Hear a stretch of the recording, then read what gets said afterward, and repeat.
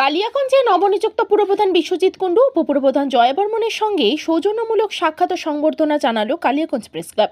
শনিবার কালিয়াগঞ্জ হাসপাতাল পাড়ায় অবস্থিত প্রেস ক্লাবের নিজস্ব কার্যালয়ে পুরপ্রধান বিশ্বজিৎ কুণ্ডু এবং উপপুরপ্রধান জয়া বর্মনকে ফুলের তোড়া উপহার দিয়ে সংবর্ধনা প্রদান করা হয়। সংবর্ধনা প্রদানের পাশাপাশি সৌজন্যমূলক সাক্ষাৎ হয়। অন্যান্যদের মধ্যে উপস্থিত ছিলেন প্রেস ক্লাবের সভাপতি অনুপ জয়সওয়াল, সম্পাদক অনির্বাণ চক্রবর্তী সহ প্রেস ক্লাবের অন্যান্য সদস্যদের মধ্যে উপস্থিত ছিলেন তপন চক্রবর্তী, রাধিকা রঞ্জন দেবভূতি, সঞ্জীব ঝা, সত্যেন মহন্ত, ভাস্কর রায়, শুভ আচার্য।